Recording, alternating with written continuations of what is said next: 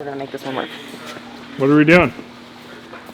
MacGyvering. This hole up here should be in the location that I've scratched just below it. So we're gonna drill it out.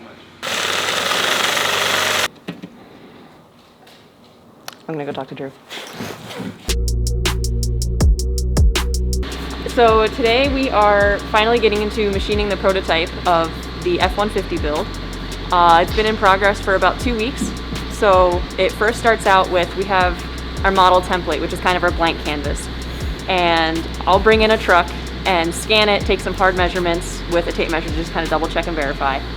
And once I'm done with that, I spend about the next 2 days going through that blank canvas CAD model, updating all the geometry and making sure that it fits. So I can bring in that scan and bring the model of the camper into the same document and see all of my geometric changes in real time, which is really cool.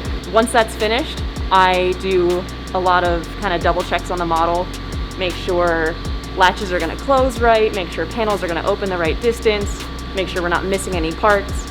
And then once that's all done, I send it over to Drew. Hey team, how you guys doing? And he gets rolling. How's it going? I'm Drew, I'm the Machine Town Manager, and I am running the prototypes on this machine to get them into production. Where I start is once Mary Ellen passes the files off to me, I verify work holding in our CAD model, make sure everything is set up. Using a 4th axis trunnion, we like to make sure that everything in our model is accurate so that we have the least amount of interference or any kind of collision. We can double check all that work prior to actually getting the machine, because machine time is always valuable, as Mary Ellen and I try to squeeze in between production hours and prototype. Yeah, so right now, Mary Ellen sent me all of her latest camper model, the F-150, the beginning of the week, and in between trying to make sure that my guys are operating at 100% all day and just fixing a couple small errors, I've been plugging away at camming and making sure that tonight that all the code that I've done is going to be production ready. So starting tomorrow, she can start assembling our F-150 camper. We can work a couple bugs out and hopefully have it in production by the end of the week. Sounds like a fun night, dude. It's going to be a party. We should have brought pizza. So our most complicated tubes are our vertical tubes. And so what makes them so tricky is they've got a lot of copes to them. And with the 4th axis trunnion, we have to figure out how to fit all those copes on the part while not crashing the machine. So it's very tedious. A lot of time goes into programming them. Like again, going over trunnion positioning, checking tolerances, making sure there's no interference. That's all done in the cam prior to even getting it on the machine, so I can try to mitigate all these problems before production. What we have attached to our rotary is a trunnion. What that allows us to do is span the whole distance of our bed, clamp our parts down, and try to keep it as close to the center of rotation to minimize error.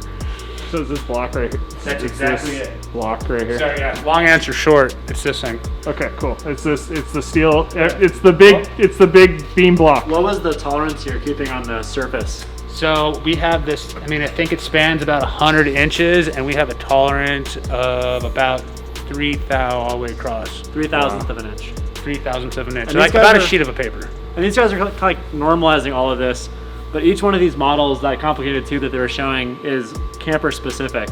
So not only that, but every time they want to make one minor tweak so that in production they're not having to file fit one tiny little cope, they're going through and remodeling every single one of these in CAM. So everything starts out in CAD, so all the campers are fully modeled 3D in Onshape in CAD, and then they go export to CAM, which is what programs them to be run on stuff like this.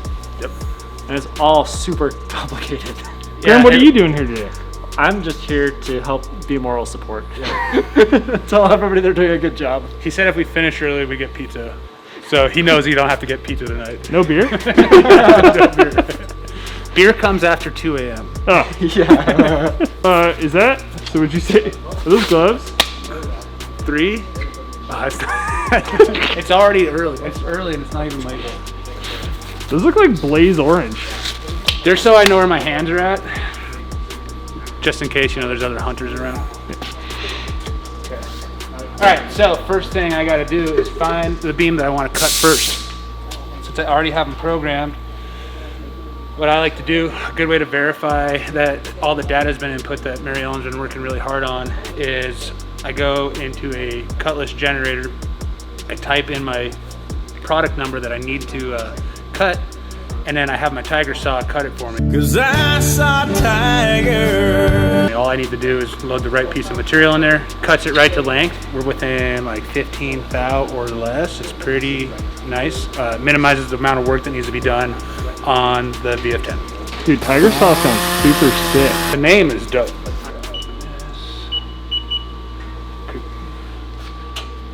So what I got going on is I got all my setup data right here in the program, so the operator doesn't have to look anywhere anywhere else. Again, trying to make sure he has everything he needs to get the job right the first time.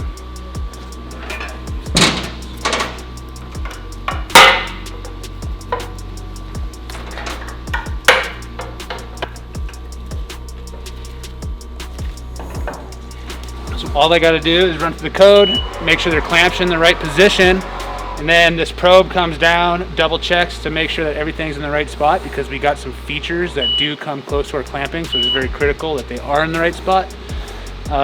Once that's verified, then part just comes out, and then we can batch them. Doesn't check the clamps the second time or the third time, just make sure that everything's in the right spot the first time.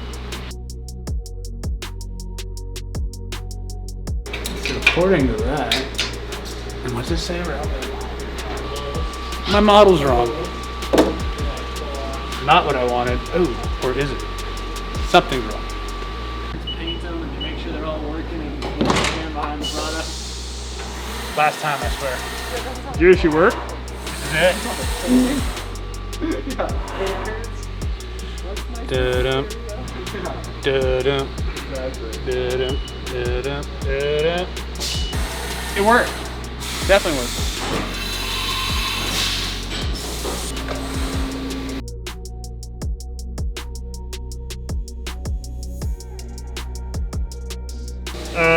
Is this getting a shower? What do you mean?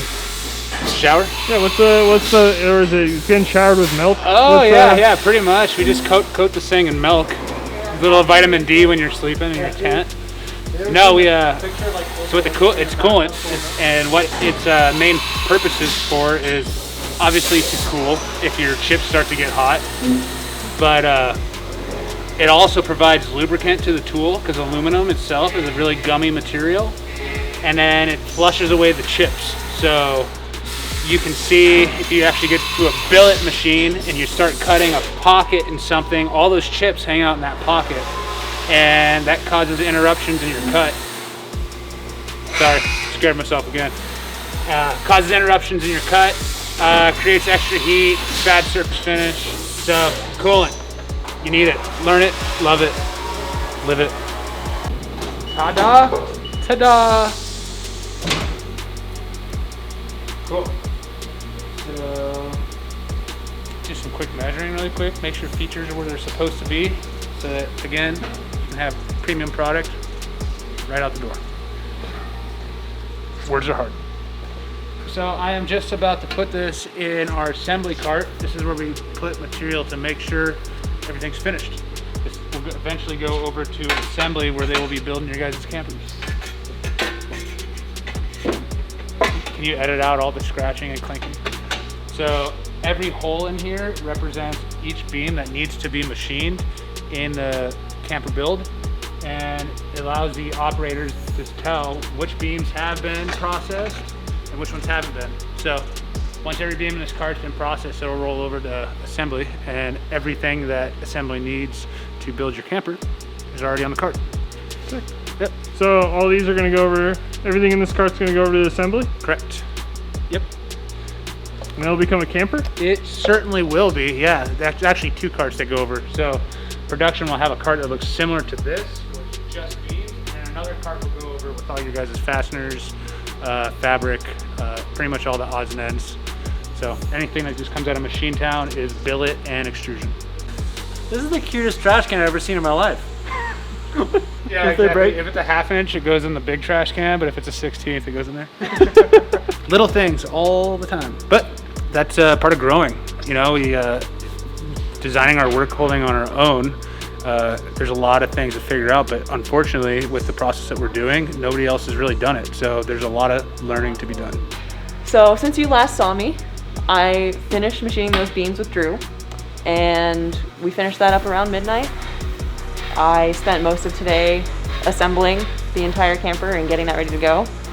Now I'm currently working on getting the fixed floor ready to go up in the front so that we can have a complete model for test fitting on a truck tomorrow.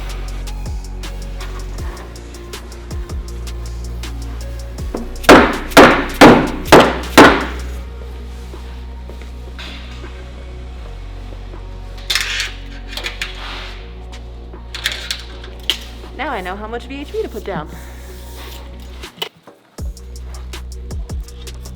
Yeah, so this is a double-sided foam adhesive that A, helps get a seal, and B, glues down that fixed floor. Cody. You know how I am, center of attention. Couldn't be further from the truth. My big acting break, guys. We're gonna make this one work. What are we doing? MacGyvering. So part of prototyping is making sure all of our features are in the right location, and this hole up here should be in the location that I've scratched just below it. So we're gonna drill it out. It may not go very well.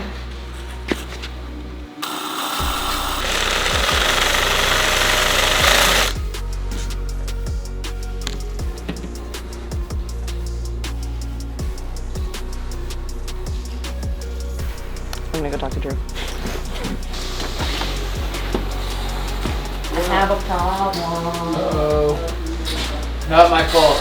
So this hole is the correct distance. This hole is not. Did we measure the length of the hinge? I put it up on the camper and it's fine. Hinge length is fine, but the hole pattern is fine. Yes. Hang on. And this one's the wrong one? That is the wrong one. Interesting. How far off is it? I scratched, peeled it over. Should be about there. No way. That doesn't even make sense to me. Which beam is this one? This is the Oh, I have a hunch. hinge base long. Let me pull up the. I actually have a hunch. I like This when is Drew for has the hunches. this is for the F-150. It is. Oh yeah. I like when Drew has hunches. I know exactly what's going on here. I'll show you. It is because both of these are in the same model, and I had to add a sketch to get the slot here, and I probably picked up the wrong sketch. So this hole is probably in the same spot that one is supposed to be in. Yeah. So. The little things. Like that? Short is okay. Long as not. Okay. Watch this. We can fix this as fast as this. And fixed. Now we just gotta post it That out. looks right. Okay, let's verify every other one on there.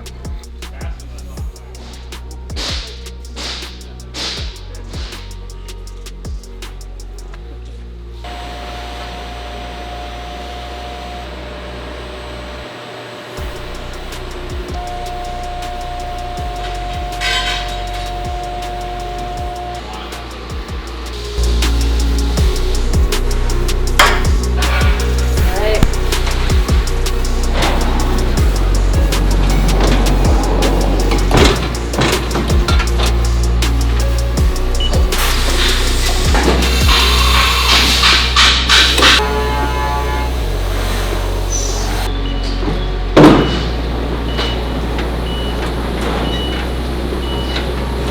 That looks good.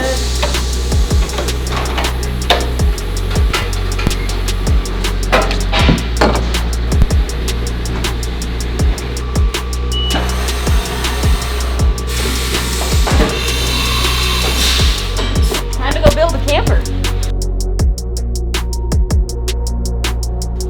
She gonna fit.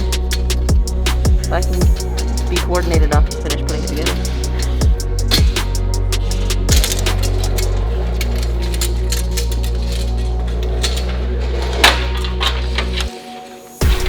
That's better. That's more like it.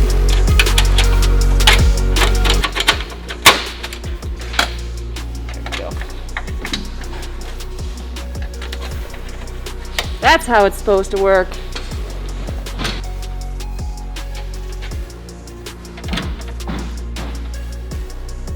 Oh, don't tell me. Wrong cut extrusion. Which is super weird because this one's correct. And I grabbed them all from the same bin, I think. I thought. Taking another machine trip. Coming in like a ballistic missile that time, huh?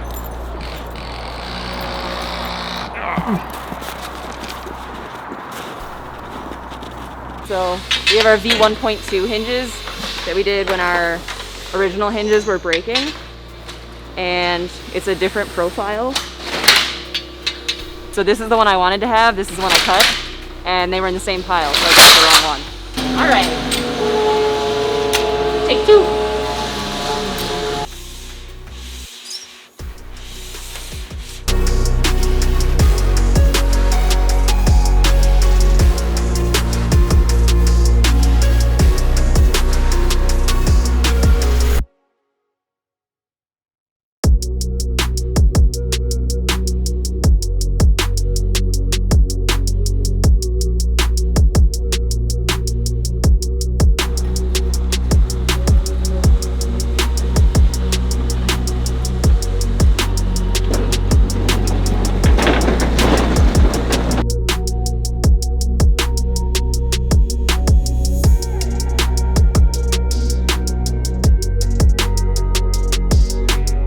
Good. And here, let's go for it a little bit. Yeah, I mean, I think as long as we keep like 3/8 to half an inch. There's a yardstick in there. Perfect. So right now, we're testing the mounting hardware with the F-150 bed. It's a new J-hook design that allows us to mount to beds without a T-track. So Ford, Ram, GM, any of those brands. Yeah. So we got the camper on. Couple really big wins. The rake on the front looks fantastic, which is exactly why we do this. The scanner helps us match that up, and it worked really, really well. Our clearance between the roof and the top of the tent is really good. Couple changes we want to make, so we're gonna pull it off and modify that, and then by the next iteration we're gonna have a kick-ass camper ready for production.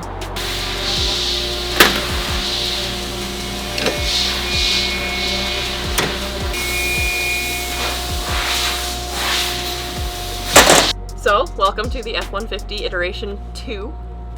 We made a couple tweaks after I last talked to you guys. It's been about a week and a half. We shortened the frame up a little bit and added some different tapers to the panels, and you'll see that it fits so much nicer.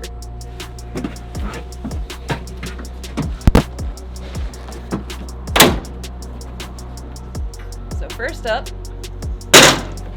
we got our tailgate panel. We added an extra angle here to match that angle on the back of the tailgate. So now you got a nice kind of cohesive line along the back there. Shorten the frame up so we don't have that kind of awkward overhang on the corner anymore. And then we brought the taper a little further out up front so that we really followed that bed taper, and you got nice clean lines everywhere you look. So as you saw from Mary Ellen and Drew, there's a lot of complexity that goes into each one of these campers. I mean, there's 600 parts. Each individual tolerance has to be held within a couple thousandths of an inch. It's kind of amazing what they're able to do. And fitting each model, specifically each truck, isn't just about getting it to fit, it's about getting it to fit right. And that second model that Mary Ellen got going is just spot on and perfect. But as you can see, there's potential for delay. We're not going to ship a product that's not exactly right, exactly what you want. And as this process goes on, we're getting faster and faster. So far, production's been going amazingly well. We've been hitting our production targets in general in terms of volume output. Our big thing now is bringing in more models, and that's something that we're fighting right now and solving. And we're really excited to show you more about what we're doing to solve that process. And there's some pretty extreme lengths that the engineering team is taking, and we're going to tell you more about that in the next video. Until then, if you have any questions, as always, please reach out. There's never any issue shooting us an email, checking in on your build. Support at GFC Engineering, always a good option. We're always here to help, typically answer within an hour or two response time. So feel free to reach out with any questions, and looking forward to getting you guys out camping.